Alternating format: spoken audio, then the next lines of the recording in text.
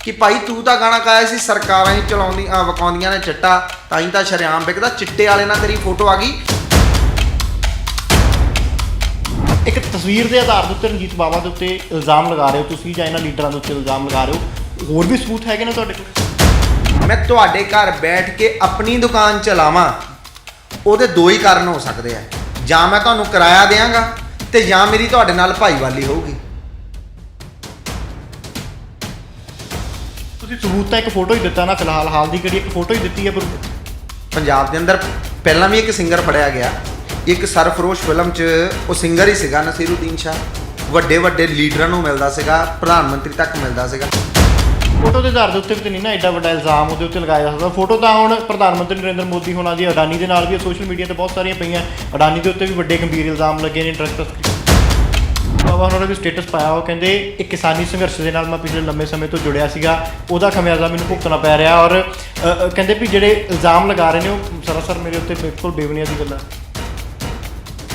ਇੱਕ ਸਾਲ ਬਾਅਦ ਸਟੇਟਸ ਪਾਇਆ ਭਾਈ, ਕਿਉਂ?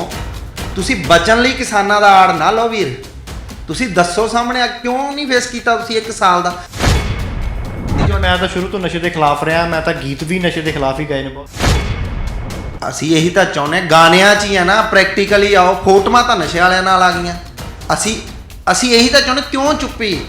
ਹਰ ਵਾਰੀ ਇਹ ਵਿਵਾਦਾਂ 'ਚ ਰਹਿੰਦੇ। ਮੈਂ ਇਹਨਾਂ ਨੂੰ ਕਹਿਣਾ ਚਾਹੁੰਦਾ ਤੁਹਾਡੇ ਮਾਧਿਅਮ ਤੋਂ ਕਿ ਬਾਬਾ ਜੀ ਪੰਜਾਬ ਨੂੰ ਬਚਾਉਣ ਦੇ ਲਈ ਲੜੀਏ ਆਪਾਂ।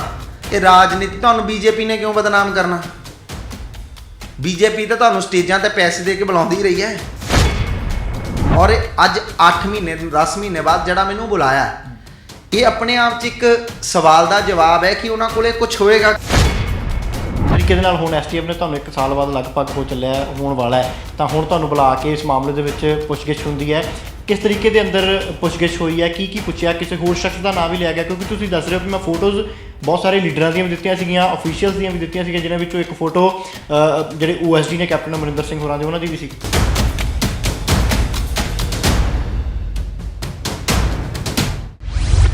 ਜਦੋਂ ਤੋਂ ਚਰਨਜੀਤ ਸਿੰਘ ਚੰਨੀ ਪੰਜਾਬ ਦੇ ਮੁੱਖ ਮੰਤਰੀ ਬਣੇ ਨੇ, ਤਾਂ ਉਸ ਤੋਂ ਬਾਅਦ ਕੈਪਟਨ ਕਰੀਬੀਆਂ ਦੇ ਉੱਤੇ ਲਗਾਤਾਰ ਕਾਰਵਾਈਆਂ ਹੋ ਰਹੀਆਂ ਨੇ। ਕਈਆਂ ਨੂੰ ਅਹੁਦਿਆਂ ਤੋਂ ਹਟਾਇਆ ਜਾ ਰਿਹਾ ਤੇ ਕਈਆਂ ਦੇ ਖਿਲਾਫ ਪੁਰਾਣੇ ਮਾਮਲਿਆਂ ਦੇ ਵਿੱਚ ਕਾਰਵਾਈਆਂ ਨੂੰ ਤੇਜ਼ ਕਰ ਦਿੱਤਾ ਗਿਆ ਹੈ।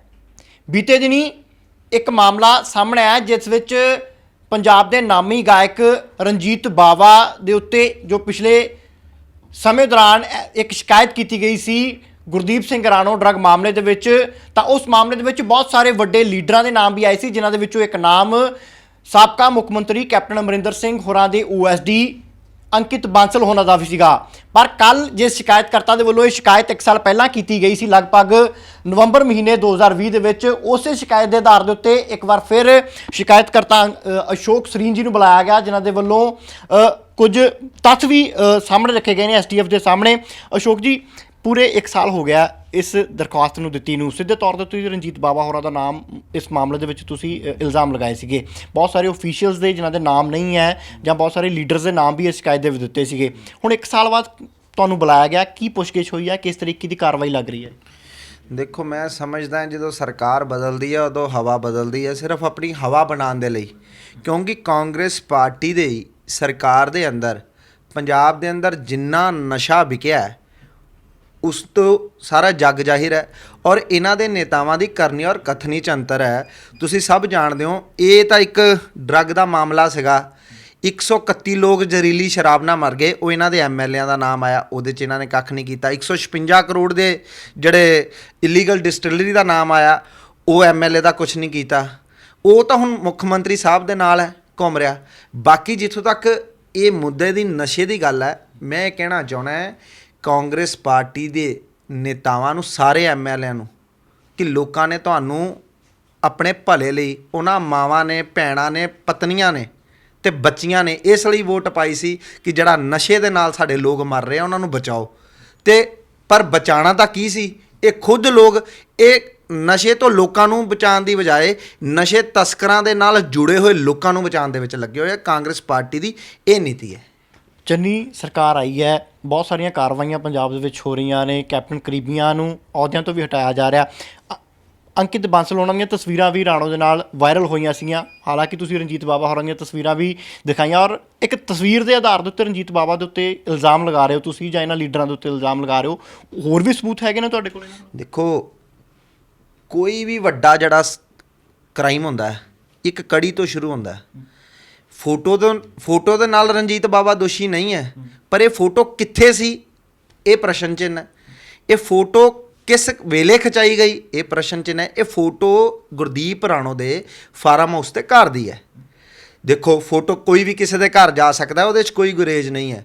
ਪਰ ਮੈਂ ਤੁਹਾਡੇ ਘਰ ਆਵਾਂ, ਉੱਥੇ ਆਵਾਂ, ਬੈਠਾਂ, ਮਿਲਾਂ, ਕਰਾਂ, ਉਹ ਗੱਲ ਸਮਝ 'ਚ ਆਉਂਦੀ ਹੈ। ਮੈਂ ਤੁਹਾਡੇ ਘਰ ਬੈਠ ਕੇ ਆਪਣੀ ਦੁਕਾਨ ਚਲਾਵਾਂ, ਉਹਦੇ ਦੋ ਹੀ ਕਾਰਨ ਹੋ ਸਕਦੇ ਆ। ਜਾਂ ਮੈਂ ਤੁਹਾਨੂੰ ਕਿਰਾਇਆ ਦਿਆਂਗਾ ਅਤੇ ਜਾਂ ਮੇਰੀ ਤੁਹਾਡੇ ਨਾਲ ਭਾਈਵਾਲੀ ਹੋਊਗੀ। ਅਸੀਂ ਇਸੇ ਚੀਜ਼ ਦੀ ਜਾਂਚ ਕਰਾਉਣਾ ਚਾਹੁੰਦੇ ਹਾਂ ਕਿ ਜੇ ਗੁਰਦੀਪ ਰਾਣੋ ਦੇ ਫਾਰਮ ਹਾਊਸ 'ਤੇ ਜਾਂ ਉਹਦੀ ਪ੍ਰਿਮਸਿਸ ਜਿਹੜਾ ਉਹਨੇ ਡਰੱਗ ਮਨੀ ਦੇ ਉੱਤੇ ਸਾਰਾ ਆਪਣਾ ਖੜਾ ਕੀਤਾ ਹੋਇਆ ਤਾਮਝਾਮ ਹੈ, ਜੋ ਉੱਥੇ ਰਣਜੀਤ ਬਾਵੇ ਨੇ ਸ਼ੂਟਿੰਗਾਂ ਕੀਤੀਆਂ, ਕਿਆ ਉਹਦੇ ਪੈਸੇ ਦਿੱਤੇ?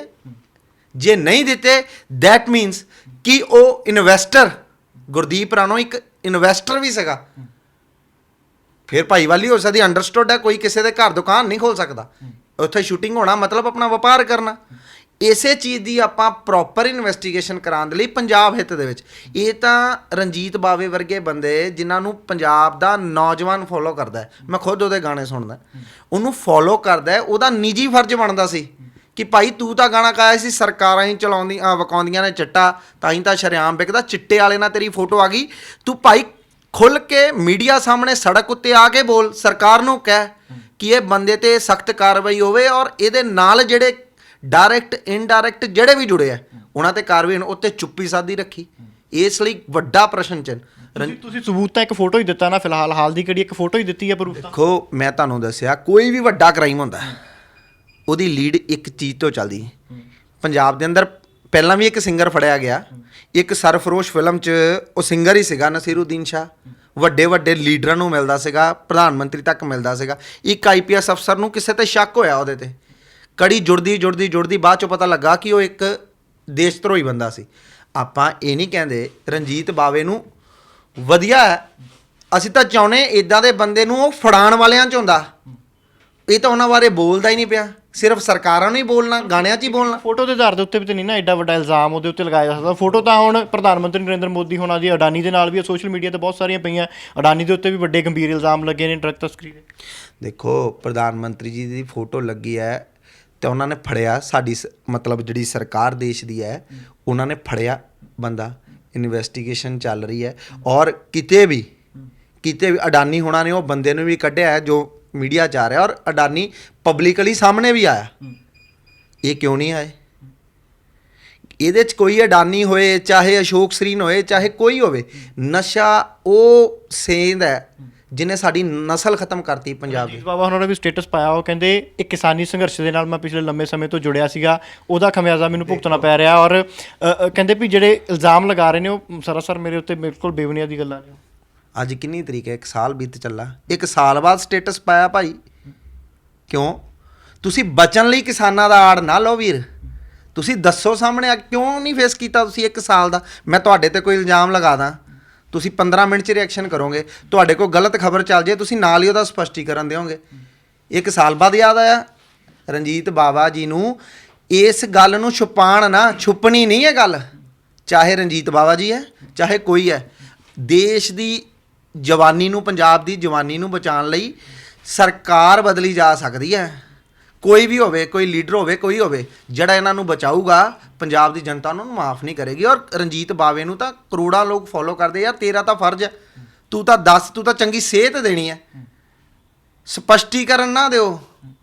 ਨਸ਼ੇ ਦੇ ਖਿਲਾਫ ਸਿਰਫ ਭਾਸ਼ਣ, ਗਾਣੇ ਨਾ ਚਲਾਓ, ਅੱਧਾ ਲੱਚਰ ਗਾਇਕੀ ਕਰਕੇ ਤਾਂ ਅੱਗੇ ਪੰਜਾਬ ਦੀ ਜਵਾਨੀ। ਮੈਂ ਤਾਂ ਸ਼ੁਰੂ ਤੋਂ ਨਸ਼ੇ ਦੇ ਖਿਲਾਫ ਰਿਹਾ, ਮੈਂ ਤਾਂ ਗੀਤ ਵੀ ਨਸ਼ੇ ਦੇ ਖਿਲਾਫ ਹੀ ਗਾਏ ਨੇ ਬਹੁਤ। ਅਸੀਂ ਇਹੀ ਤਾਂ ਚਾਹੁੰਦੇ, ਗਾਣਿਆਂ 'ਚ ਹੀ ਹੈ ਨਾ, ਪ੍ਰੈਕਟੀਕਲੀ ਆਓ। ਫੋਟੋਆਂ ਤਾਂ ਨਸ਼ੇ ਵਾਲਿਆਂ ਨਾਲ ਆ ਗਈਆਂ। ਅਸੀਂ ਇਹੀ ਤਾਂ ਚਾਹੁੰਦੇ, ਕਿਉਂ ਚੁੱਪੀ? ਤੁਹਾਡੇ ਕੋਲੇ ਅੱਜ ਤੁਹਾਨੂੰ ਪਤਾ ਲੱਗਿਆ, ਤੁਸੀਂ ਤੁਰੰਤ ਮੇਰੇ ਨਾਲ ਸੰਪਰਕ ਕੀਤਾ, ਆਪਾਂ ਇੰਟਰਵਿਊ ਕਰ ਰਹੇ ਹਾਂ। ਇਹਨਾਂ ਨੇ ਕਿਉਂ ਨਹੀਂ ਕੀਤਾ? 1 ਸਾਲ ਹੋ ਗਿਆ, ਇਹ ਬੋਲ ਸਕਦੇ ਸੀ, ਇਹਨਾਂ ਨੂੰ ਕਿਸੇ ਨੇ ਰੋਕਿਆ ਤਾਂ ਨਹੀਂ ਸੀ। ਇਹ ਵੈਸੇ ਤਾਂ ਬੜੀਆਂ ਗੱਲਾਂ ਕਰਦੇ ਆ, ਹਰ ਵਾਰੀ ਇਹ ਵਿਵਾਦਾਂ 'ਚ ਰਹਿੰਦੇ। ਮੈਂ ਇਹਨਾਂ ਨੂੰ ਕਹਿਣਾ ਚਾਹੁੰਦਾ ਤੁਹਾਡੇ ਮਾਧਿਅਮ ਤੋਂ ਕਿ ਬਾਬਾ ਜੀ, ਪੰਜਾਬ ਨੂੰ ਬਚਾਉਣ ਦੇ ਲਈ ਲੜੀਏ ਆਪਾਂ। ਇਹ ਰਾਜਨੀਤੀ ਤੁਹਾਨੂੰ ਬੀਜੇਪੀ ਨੇ ਕਿਉਂ ਬਦਨਾਮ ਕਰਨਾ? ਬੀਜੇਪੀ ਤਾਂ ਤੁਹਾਨੂੰ ਸਟੇਜਾਂ ਤੇ ਪੈਸੇ ਦੇ ਕੇ ਬੁਲਾਉਂਦੀ ਰਹੀ ਹੈ। ਤੁਹਾਡਾ ਕੰਮ ਹੈ, ਤੁਸੀਂ ਆਰਟਿਸਟ ਹੋ, ਤੁਹਾਡਾ ਜੋ ਖਰਚਾ ਹੈ ਉਹ ਸਭ ਨੇ ਦੇਣਾ, ਕੋਈ ਵੀ ਤੁਹਾਨੂੰ ਬੁਲਾ ਸਕਦਾ। ਪਰ ਤੁਹਾਡਾ ਇੱਕ ਨੇਸ਼ਨ ਦੇ ਪ੍ਰਤੀ ਵੀ ਫਰਜ਼ ਹੈ। ਪੰਜਾਬ ਦਾ ਬੱਚੇ ਹੋ ਤੁਸੀਂ, ਪੰਜਾਬੀਆਂ ਦੇ ਪ੍ਰਤੀ, ਸਾਡੇ ਭਾਈ ਹੋ ਪੰਜਾਬੀ, ਸਾਡਾ ਇੱਕ ਪੰਜਾਬ ਦੇ ਪ੍ਰਤੀ ਵੀ ਫਰਜ਼ ਹੈ ਨਾ। ਜੇ ਕੋਈ ਗੱਲ ਤੁਹਾਨੂੰ ਤਾਂ ਸਗੋਂ ਇਸ ਨੂੰ ਫਰੰਟ ਫੁੱਟ ਤੇ ਹੋ ਕੇ ਲੜਨਾ ਚਾਹੀਦਾ ਸੀ, ਤੁਸੀਂ ਬੈਕ ਫੁੱਟ ਤੇ ਚਲੇ ਗਏ। ਔਰ ਸਰਕਾਰ ਜਿਹੜੀ ਹੈ, ਸਰਕਾਰ ਦੀ ਇੱਛਾ ਸ਼ਕਤੀ 'ਚ ਕਮੀ ਹੈ ਤਸਕਰੀ ਰੋਕਣ ਦੇ ਵਿੱਚ। ਕਾਂਗਰਸ ਦੀ ਸਰਕਾਰ ਮੈਂ ਸਮਝਦਾ ਪੂਰਨ ਰੂਪ 'ਚ ਨਸ਼ੇ ਨੂੰ ਰੋਕਣ 'ਚ ਫੇਲ ਹੈ। ਚਾਹੇ ਕੋਈ ਵੀ ਹੁੰਦਾ, ਫੜ ਕੇ ਤਾਂ ਦਿਖਾਓ। ਗਲੀ ਵਾਲੇ ਨੂੰ ਫੜੀ ਜਾਂਦੇ। ਮੇਰੇ ਹਿਸਾਬ ਨਾਲ ਕਿੰਨੇ ਲੋਕਾਂ ਦੇ ਉੱਤੇ ਕਿਹੜੀ ਵੀ ਸਰਕਾਰ ਰਹੀ, ਕਿਸੇ ਤੇ ਨਸ਼ੀਲਾ ਪਾਊਡਰ, ਕਿਸੇ ਕੋਲ ਛੋਟੇ ਨੂੰ ਕਿਉਂ ਫੜਦੇ? ਕਿਸੇ ਮਗਰਮੱਛ ਨੂੰ ਫੜੋ। ਜਿਸ ਤਰੀਕੇ ਦੇ ਨਾਲ ਹੁਣ ਐਸਟੀਐਫ ਨੇ ਤੁਹਾਨੂੰ 1 ਸਾਲ ਬਾਅਦ ਲਗਭਗ ਹੋਣ ਵਾਲਾ ਹੈ, ਤਾਂ ਹੁਣ ਤੁਹਾਨੂੰ ਬੁਲਾ ਕੇ ਇਸ ਮਾਮਲੇ ਦੇ ਵਿੱਚ ਪੁੱਛਗਿੱਛ ਹੁੰਦੀ ਹੈ। ਕਿਸ ਤਰੀਕੇ ਦੇ ਅੰਦਰ ਪੁੱਛਗਿੱਛ ਹੋਈ ਹੈ? ਕੀ ਪੁੱਛਿਆ? ਕਿਸੇ ਹੋਰ ਸ਼ਖਸ ਦਾ ਨਾਂ ਵੀ ਲਿਆ ਗਿਆ? ਕਿਉਂਕਿ ਤੁਸੀਂ ਦੱਸ ਰਹੇ ਹੋ ਕਿ ਮੈਂ ਫੋਟੋਜ਼ ਬਹੁਤ ਸਾਰੇ ਲੀਡਰਾਂ ਦੀਆਂ ਵੀ ਦਿੱਤੀਆਂ ਸੀਗੀਆਂ, ਅਫੀਸ਼ੀਅਲਸ ਦੀਆਂ ਵੀ ਦਿੱਤੀਆਂ ਸੀਗੀਆਂ, ਜਿਨ੍ਹਾਂ ਵਿੱਚੋਂ ਇੱਕ ਫੋਟੋ ਜਿਹੜੇ OSD ਨੇ ਕੈਪਟਨ ਅਮਰਿੰਦਰ ਸਿੰਘ ਹੋਰਾਂ ਦੇ, ਉਹਨਾਂ ਦੀ ਵੀ ਸੀਗੀ। ਦੇਖੋ, ਪੁਲਿਸ ਦੇ ਕੋਲ ਸਭ ਕੁਝ ਹੈ।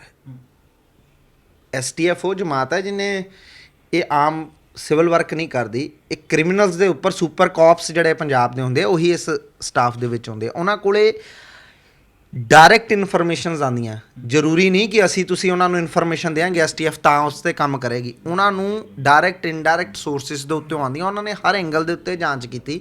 ਔਰ ਅੱਜ 8 ਮਹੀਨੇ 10 ਮਹੀਨੇ ਬਾਅਦ ਜਿਹੜਾ ਮੈਨੂੰ ਬੁਲਾਇਆ, ਇਹ ਆਪਣੇ ਆਪ 'ਚ ਇੱਕ ਸਵਾਲ ਦਾ ਜਵਾਬ ਹੈ ਕਿ ਉਹਨਾਂ ਕੋਲੇ ਕੁਝ ਹੋਏਗਾ, ਕਿਉਂਕਿ ਉਹ ਐਵੇਂ ਕੈਵੀਂ ਸਟਾਫ ਨਹੀਂ ਹੈ। ਪੰਜਾਬ ਨੂੰ ਨਾਜ਼ ਹੈ, ਪੰਜਾਬ ਨੂੰ ਵਿਸ਼ਵਾਸ ਹੈ ਕਿ STF ਫੜੇਗੀ, ਨਸ਼ੇ ਉੱਤੇ ਕੰਮ ਵੀ ਕਰ ਰਹੀ ਹੈ। ਤੁਹਾਡੀ ਕੀ ਗੱਲਬਾਤ ਹੋਈ ਹੈ ਉਹਨਾਂ ਦੇ ਨਾਲ ਅੰਦਰ? ਫਿਰ ਦੇਖੋ, ਮੈਂ ਤਾਂ ਉਹਨਾਂ ਨੂੰ ਆਪਣਾ ਪੱਖ ਦੱਸਿਆ। ਮੈਂ ਉਹਨਾਂ ਨੂੰ ਕਿਹਾ ਕਿ ਇਹਦੇ 'ਤੇ ਇਹ ਸ਼ੂਟਿੰਗਾਂ ਕਰਦਾ ਸੀ, ਉਹ ਪੇਡ ਕਰਦਾ ਸੀ ਜਾਂ ਉਹਦੇ ਕੰਸੈਂਟ ਨਾ ਕਰਦਾ ਸੀ, ਕਿੱਦਾਂ ਦੀ ਕੰਸੈਂਟ ਸੀ। ਇਹ ਵਿਦੇਸ਼ਾਂ 'ਚ ਜਾਂਦੇ ਆ, ਕਿਉਂਕਿ ਇੰਟਰਨੈਸ਼ਨਲ ਡਰੱਗ ਰੈਕਟ ਸੀਗਾ। ਇਹ ਵਿਦੇਸ਼ਾਂ 'ਚ ਜਾਂਦੇ ਆ, ਕਿੰਨਾ ਲੋਕਾਂ ਕੋਲ ਜਾਂਦੇ ਆ। ਕਿਉਂਕਿ ਅਕਸਰ ਤੁਸੀਂ ਦੇਖਿਆ ਹੋਣਾ, ਰਣਜੀਤ ਬਾਵਾ ਜੀ ਹਰ 6 ਮਹੀਨੇ ਬਾਅਦ ਕਿਸੇ ਨਾ ਕਿਸੇ ਨਵੇਂ ਵਿਵਾਦ 'ਚ ਆਉਂਦੇ ਆ। ਹਰ ਉਹ ਕੋਈ ਨਾ ਕੋਈ ਗੱਲ ਕਰਦੇ ਜਿਸ ਨਾਲ ਵਿਤਕਰਾ ਪੈਦਾ ਹੁੰਦਾ। ਔਰ ਸ਼ਰਾਰਤੀ, ਮੈਂ ਇਹਨਾਂ ਨੂੰ ਕਹਾਂਗਾ ਕਿ ਸ਼ਰਾਰਤਬਾਜ਼ੀ ਦੇ ਵਿੱਚ ਆਉਂਦੇ ਆ। ਔਰ ਮੈਂ ਇਹਨਾਂ ਨੂੰ ਇਹ ਵੀ ਕਿਹਾ ਕਿ ਇਹਦੇ ਵਿਦੇਸ਼ੀ ਦੌਰੇ, ਇਹਦੇ ਸਟਾਫ ਦੇ ਦੌਰੇ, ਕਿਉਂਕਿ ਇਹ ਇੰਨਾ ਬੇਵਕੂਫ ਕੋਈ ਨਹੀਂ ਹੁੰਦਾ ਕਿ ਆਪ ਸਿੱਧੇ ਫੋਨ ਤੋਂ ਫੋਨ ਕਰਦੇ। ਹੋ ਸਕਦਾ ਹੈ ਸਬ ਆਰਡੀਨੇਟਸ ਤੋਂ ਹੋਣ ਫੋਨ, ਉਹਨਾਂ ਦੀ ਕਾਲ ਡਿਟੇਲ, ਬੈਂਕ ਡਿਟੇਲ, ਇਹਨਾਂ ਦੇ ਪੈਸੇ ਕਿੱਥੋਂ ਆ ਰਹੇ, ਕਿੱਦਾਂ ਆ ਰਹੇ। ਕਿਉਂਕਿ ਇਹ ਕੇਵਲ 100-200 ਕਰੋੜ ਦਾ ਮਾਮਲਾ ਨਹੀਂ ਹੈ, ਹਜ਼ਾਰਾਂ ਕਰੋੜਾਂ ਦਾ ਮਾਮਲਾ ਹੈ। ਇਹਦੇ ਵਿੱਚ ਕੋਈ ਗਲੀ ਮਹੱਲੇ ਦਾ ਸਮਗਲਰ ਨਹੀਂ ਫੜਿਆ। ਇੱਕ ਇੰਟਰਨੈਸ਼ਨਲ ਡਰੱਗ ਰੈਕਟ ਬ੍ਰੇਕ ਕੀਤਾ, ਜਿਹਨੂੰ ਇੱਕ ਫੜਨ ਤੋਂ ਬਾਅਦ ਬ੍ਰੇਕ ਲੱਗੀ ਹੋਈ ਹੈ।